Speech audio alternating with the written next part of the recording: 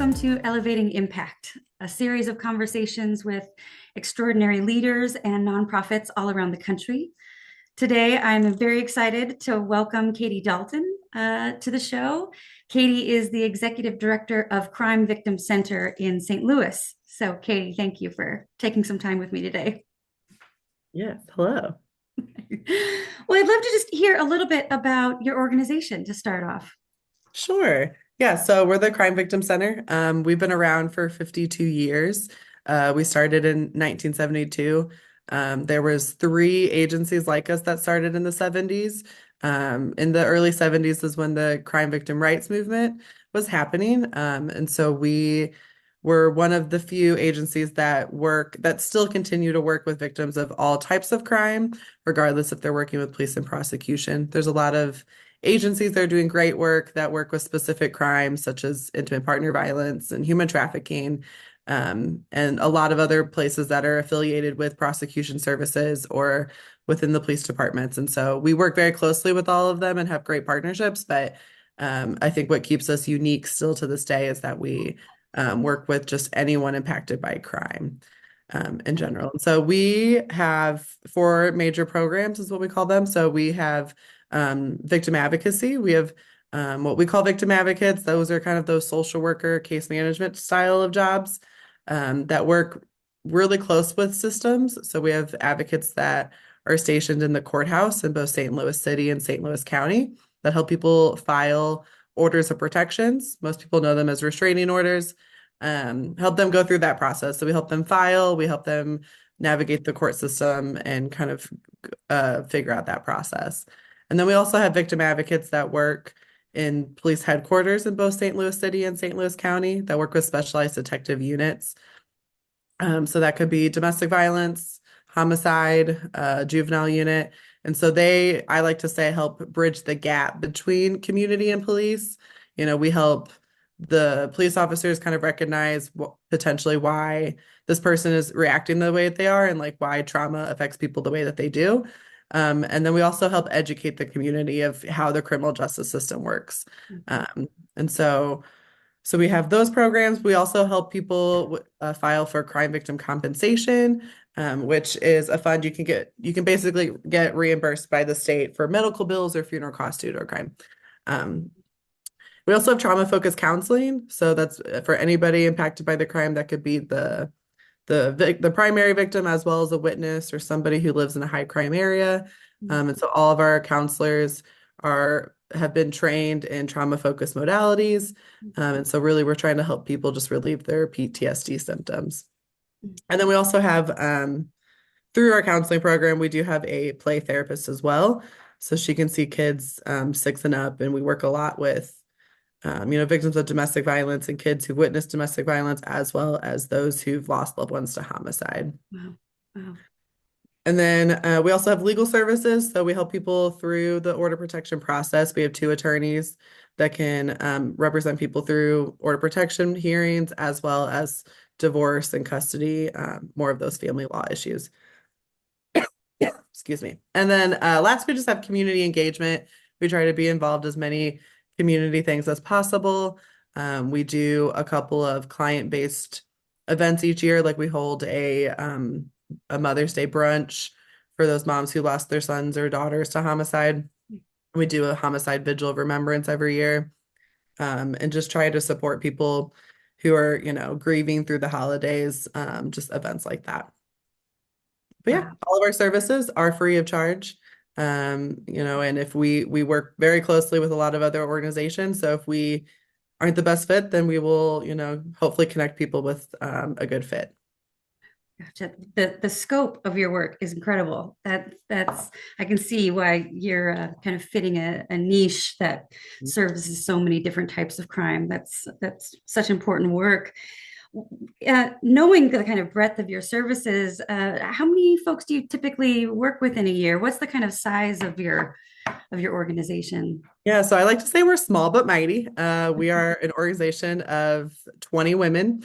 We mostly are women. Every now and then we have a guy that works for us, but it's been very heavily female focused agency.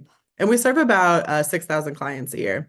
Wow. There's definitely tens of thousands of people in the St. Louis area be impacted by crime. And so we know we're not reaching everybody, but we definitely try to reach as many as we can. Gotcha. Absolutely.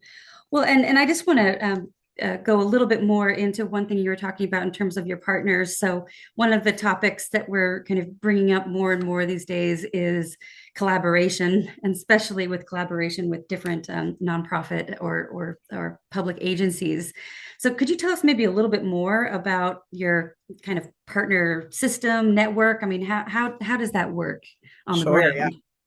I do agree, though. It's definitely collaboration is such a huge topic right now. Even when we're applying for federal or state grants, that's always now a question that they're asking in those grant applications of who are you collaborating with? Can you collaborate more on this grant? So yes, we collaborate very well with our legal systems, such as the court systems and police departments. Those programs have been around since 1999 or early 2000. And so I think from there we've been able to kind of develop some good relationships. I like to say St. Louis is a philanthropic hub. We have a ton of nonprofits in the St. Louis area. If you compare our size of St. Louis to other cities that are similar in size, they might have like one or two really decent sized domestic violence organization who's doing the shelter, who helps people through the court systems, right? Who's doing all of those pieces. In St. Louis, we have 12 is a number I'm just making up. But we have, a good number of agencies that are doing all those small pieces. And so there are a lot of networks that we're a part of, either statewide or region wide, that's focused on, crime and violence. And so we truly try to attend as many meetings as we can, have realistic collaborations too, I think is a big piece of it too. So it's, trying to do those warm handoffs when we're referring to another agency instead of just providing that phone number, that goes a long way when we're working with clients. But yeah, I would say collaboration is huge. And what I've learned with my time of working very well and keeping these relationships is just communication, being there as present as possible, definitely making it a relationship where like this is to help, like we're here to help support you, which then will hopefully help support our clients, right? And so always approaching it in that way has always made a big difference for us. Yeah. Yeah. Well, I didn't know that about St. Louis. That's great. Philanthropic hub. That's fabulous. Well, and so kind of looking ahead, start of the new year sort of question, what are the biggest challenges your organization is facing right now, just in terms of being able to do your work?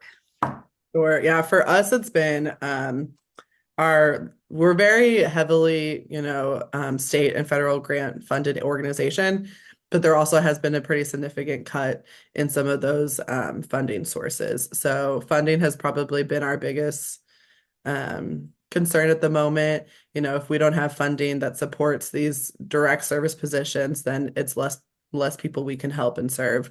So that's definitely our biggest, I would say, struggle right now. Along with just once again, like crime being so high in the St. Louis area. Mm. There have been some great efforts from like government entities and people collaborating to help reduce crime. And we're starting to see those numbers, which is great, but it's still not what it could be. And sometimes with more awareness of your organization comes more clients, right? And so there's some of that struggles too of like, I'm so glad that people are now more aware of us in the St. Louis area.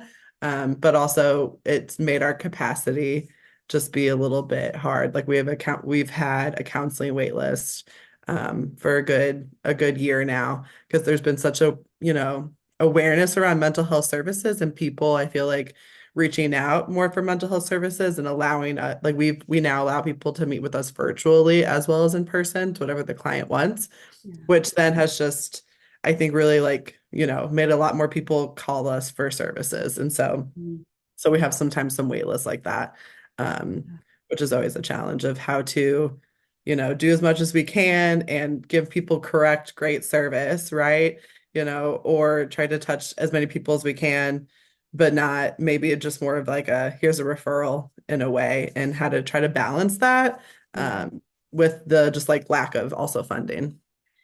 Yeah, I mean, I can see that, even with numbers hopefully continuing to go in the right direction for crime for the city, the fact that you're doing such a holistic work and support a crime that could have happened many years ago is still affecting someone. And I'm sure you're still treating people with a whole range of times since their crime. What do you have kind of an average or typical time frame that you work with somebody, especially on the kind of counseling and PTSD side? Yeah, it really varies. What we've learned is that whenever we're working with people in that sudden grief way, whether that is like a sudden grief of a loss of a loved one or just a loss of a relationship or loss of safety, right? Everyone's really different. What they've experienced in the past and their own resiliency makes a big difference. Sometimes we have clients who are with us for therapy for 6 months. We also have had clients who've been with us for, 7 years.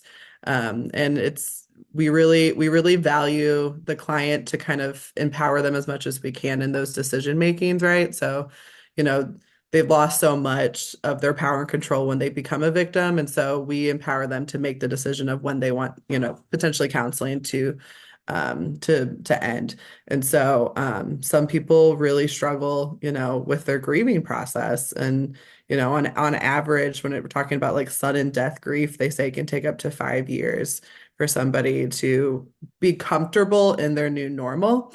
And so we always allow the client to kind of make that decision of how long they want to stick with our services. Wow. Yeah, that's incredible. I know that there's some organizations that, with the capacity issue, just have to kind of cap how Yeah. long they can work with people, which is another benefit of having such a great network, so that you don't have to just turn people away if you're kind of full up. We've been having those conversations recently of like, should we, be telling people who have been with us for a really long time, like, okay, it's now time to find counseling elsewhere or, move on so that we can help more people. And it is an ongoing conversation I'm having with my clinical director, because that it kind of goes back and forth of like what makes the most sense, what is the most holistic healing approach, with these people. So. Yeah, yeah, gotcha. Well, thinking on the kind of positive side of things, looking down, the next year or so, what are you seeing as kind of the greatest opportunity for your organization, and for your work? Yeah, so we hired a development director for the first time in all of our years last year. And so we're really hoping that we'll be able to really boost our donations and our supporters and our monthly giving as well as our people who attend our fundraising events, and hope that that'll bring in some new revenue streams. I also am on this new adventure of providing trainings to businesses who can support their clients and their staff who've been victims of crime.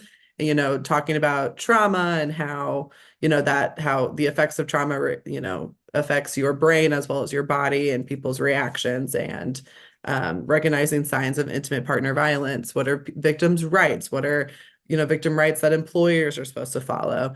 So I've been really trying to focus on providing these trainings to businesses in Missouri, to hopefully help just bring more awareness, and bring a little more revenue into us for us as well. Oh, good. I was going to say, I hope you're charging for that to create a little bit more of a hybrid financial model for you.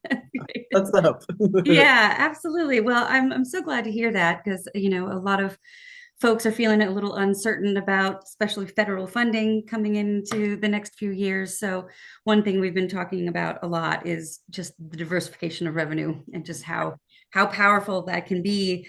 And I think that there's so much potential for you and your organization because you touch so many lives and so many different types of experience. So I hope that people see this and realize how critical you are to the city. And even if they haven't had to use your services before, you never know what life throws at you. So protect organizations who can support you and people you know.